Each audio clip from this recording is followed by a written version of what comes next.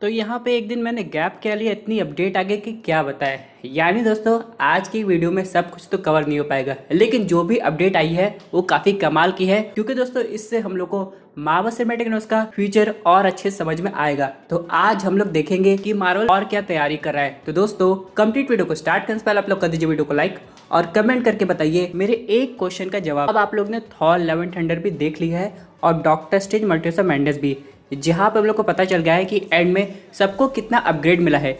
तो वो वर्जन का डॉक्टर स्ट्रेंज और अपने करंट वर्जन का थॉर अगर आपस में बैटल करते हैं तो कौन जीतेगा। साथ ही साथ जो लोग मेरे चैनल पर नए, मेरे चैनल को सब्सक्राइब करके हमारी कॉमिक बुक टॉक्स फैमिली का हिस्सा बन जाइए।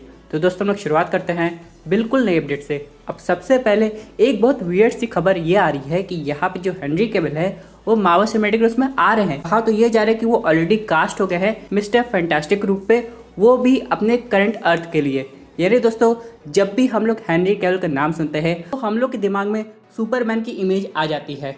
और यहाँ पे दोस्तों अगर वो मार्वल सिनेमैटिक यूनिवर्स में आते हैं तो फैंस चाहते हैं कि वो ज़्यादा एक्शन के रूप में हम लोग को दिखाई दे, और यहाँ पे अगर वो हाइपेरियन का रोल प्ले करे, सेंट्री का रोल प्ले करे तो फैंस को काफ़ी पसंद आता। हाँ, कैप्टन ब्रिटेन भी चलता, लेकिन अचानक से मिस्टर फैंटास्टिक की कास्टिंग देखने को मिला, ये फैंस के लिए किसी सरप्राइज से कम नहीं है। अभी तक मार्वल ने ऑफिशियली अनाउंस नहीं किया है, लेकिन इनसाइडर खबर से तो यही पता चला है कि इन सब की बात हो रही है। यानी दोस्तों हेनरी कैविल की तो बॉडी तो रहेगी, लेकिन अपनी बॉडी की लेंथ को बढ़ा सकते हैं। इन सब के अलावा दोस्तों अगर हम लोग बात करें दूसरे अपडेट की तो वह आ रही है स्पाइडरमैन फ्रेशमैन ईयर से। अब यहाँ पर दोस्तों आप लोग को पता होगा कि हम लोग ने एक फोटो में नॉर्मन ऑसबॉर्न को देखा था, और ये एग्जैक्टली वैसे ही सीन था जैसा कि हम लोग को दिखाई दिया था कैप्टन अमेरिका सिविल वॉर में, जहाँ पे टोनी, आंट में और पीटर पार्कर थे। लेकिन दोस्तों एक कॉलेज की फोटो भी दिखाई गई है जहाँ पे हम लोग पीटर पार्कर को देख सकते हैं हैरी ऑसबॉर्न के साथ। एक तरीके से दोस्तों देखा जाए भले ये सब कहानी किसी ऑल्टरनेट रियलिटी में बन रही हो, लेकिन फिर भी ये कैनन है।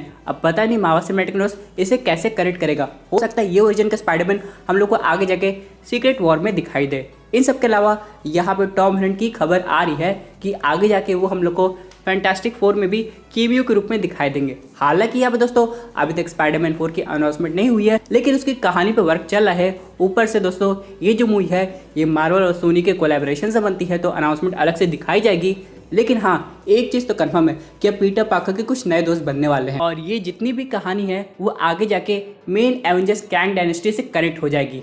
लेकिन इन सब के अलावा चलिए बात कर लेते हैं अगले अपडेट की, जो कि आ रही है डेडपूल 3 से। अब यहाँ पे जो रायन रेनॉल्ड्स का ट्रेनर है उन्होंने एक फोटो अपलोड की थी और वो हिंट करके क्लियर कर दिए थे कि वो डेडपूल 3 के लिए वर्क कर रहे हैं। यानी दोस्तों आगे जाके हम लोग को डेडपूल के भी कुछ सीन दिखाए जा सकते हैं जो कि लीक रूप में ही होंगे। लेकिन इन सब के अलावा दोस्तों चलिए अब बात कर लेते हैं आपके इटर्नल्स टॉपिक की कि आखिरकार क्या हो रहा है।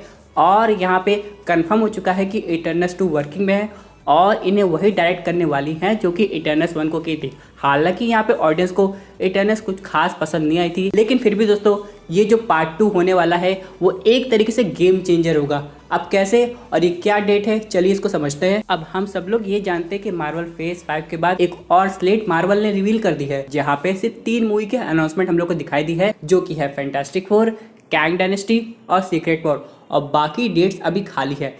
यानी अगर हम लोग बात करें एवेंजर 5 मूवी की तो वो आ रही है 2025 में, लेकिन अगर हम लोग बात करें 2024 की तो वहाँ पे हम लोग को फैंटास्टिक फोर दिखाई दे रही है, और बाकी की 3 डेट अभी भी खाली है। तो वहाँ पे कुछ ऐसी मेजर मूवी होगी जो कि सीधे उस एवेंजर मूवी से कनेक्ट होगी, और उनमें से ही एक इटर्नल्स 2 है जिसकी अभी तक हम लोग को ऑफिशियल डेट नहीं मिली है। उन तीनों में से कोई भी हो सकती है। लेकिन मज़े की बात यह है दोस्तों इटर्नल्स में हम लोग को इससे बढ़ के कुछ कॉस्मिक बीइंग दिखाई देंगे जो कि कैंग डायनेस्टी में भी अपीयर हो सकते हैं और सीक्रेट वॉर में भी।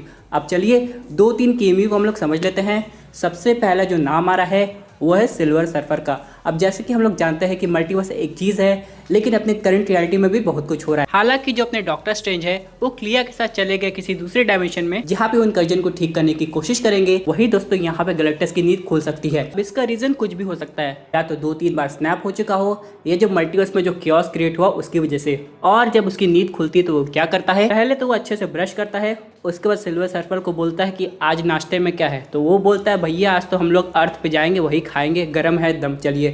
और यहाँ से दोस्तों इटर्नल्स 2 की शुरुआत हो जाएगी। यानी दोस्तों एग्जैक्टली यहाँ पे गैलेक्टस तो हम लोग को नहीं दिखाई दे सकता है, क्योंकि उसे दोस्तों राइटर्स किसी और बड़े इवेंट्स के लिए रख रहे हैं। लेकिन यहाँ पे दोस्तों अगर सिल्वर सर्फर भी दिखाई देता है तो इससे बड़ी बात कोई हो ही नहीं सकती है। अगर आप लोग ने फैंटास्टिक फोर 2 देखी होगी तो यहाँ पे हम लोग को पता है वो कितना ताकतवर है। हालांकि डॉक्टर डूम ने उसके कॉस्मिक बोर्ड को काबू में कर लिया था, उससे अपनी ताकत बढ़ा ली थी, लेकिन फिर भी जब तक वो दिखाई दिया फैंटास्टिक फोर के पसीने निकल गए थे उसे पकड़ने में। तो यहाँ पे दोस्तों अब देखना होगा कि मार्वल सिनेमैटिक यूनिवर्स में उसे कैसे दिखाते हैं, और अगर ये इटर्नल्स 2 में आ गया और स्टोरी हम लोग को ठीक से देखने को मिली तो वो काफ़ी हिट हो जाएगी। और वैसे भी दोस्तों हम लोग को पता है कि सेलेस्टियल अभी भी इटर्नल्स को जज कर रहे हैं कि आखिरकार उनके साथ क्या किया जाए। और यहाँ पे आप लोग सोचेंगे कि सबके बिना इटर्नल्स तो इनकम्प्लीट है, यानी कि काफ़ी लोगों की डेथ हो गई है, जैसे कि एजैक, उसके बाद गिलगमिश और यहाँ पे इक्रिस की भी।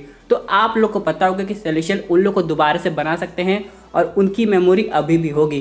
तो यानी दोस्तों जो भी इटर्नल गया है वो एक तरीके से वापस आ सकता है, इसमें कोई बड़ी बात नहीं है। लेकिन अगर हम लोग बात करें केमियोस की, तो हाँ, इस मूवी में केमियो और स्टोरी दोनों दमदार होनी चाहिए, तभी जाके ये ऑडियंस को पसंद आएगी। और मेरे हिसाब से अगर आगे जाकर डॉक्टर स्ट्रेंज का भी केमियो हो जाए, यानी कि उनका उतना रोल दिखाया जाए जितना कि हल्क का था थॉर रैग्नारोक मूवी में, तब जाके दोस्तों ये मूवी हम लोग को और दमदार देखने को मिलेगी। लेकिन हाँ, भले इसमें गैलेक्टस को ठीक तरीके से ना दिखाए, लेकिन उसकी ओरिजिन स्टोरी को इटर्नल्स अच्छे से समझा सकते हैं कि आखिरकार वो कौन है, कैसे बना और इतने टाइम बाद उसकी नींद खुली कैसे। तो यहाँ पे इटर्नल्स मूवी भी काफ़ी इंपॉर्टेंट होने वाली है। और वहाँ पे दोस्तों उन सब के अलावा यहाँ पे कॉस्मिक बीइंग को और डिटेल में दिखाया जा सकता है। दोस्तों हम लोग व्हाट इफ देखने के बाद वॉचर को तो अच्छी तरह समझ गए हैं, वो तब तक इंटरफेयर नहीं करता है जब तक मल्टीवर्स पे खतरा ना हो। और यहाँ पे उसी ने गार्डियंस ऑफ द मल्टीवर्स बनाई थी, डॉक्टर स्ट्रेंज सुप्रीम ने उसकी हेल्प भी की थी।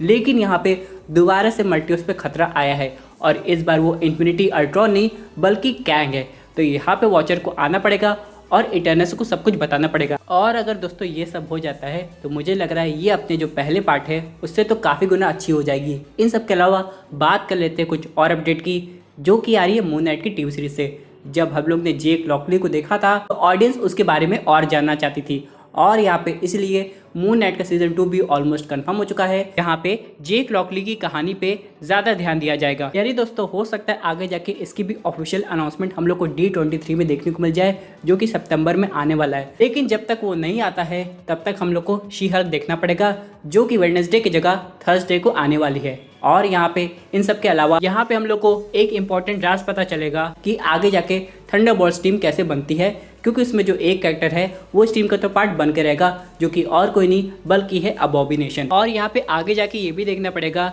कि मार्वल स्टूडियोज रेड हल्क के लिए क्या करने वाला है, क्योंकि जनरल रॉस का कैरेक्टर काफ़ी इंपॉर्टेंट है और इसीलिए हम लोग को बिल्कुल एक नई कास्टिंग देखने को मिल सकती है। तो दोस्तों ये थी अमेजिंग अपडेट जो कि रिलेटेड टू इटर्नल्स 2 और बाकी मार्वल मूवीज से। आई होप आपको वीडियो पसंद आई होगी। वैसे आपकी क्या विजन पर्टिकुलर टॉपिक पे अपनी व्यू जरूर कमेंट कीजिए। और दोस्तों अगर आप ऐसे news super hero content enjoy करना चाहते हैं तो हमारे चैनल को सब्सक्राइब करके हमारे सुपर हीरो फैमिली का हिस्सा बन जाएगा।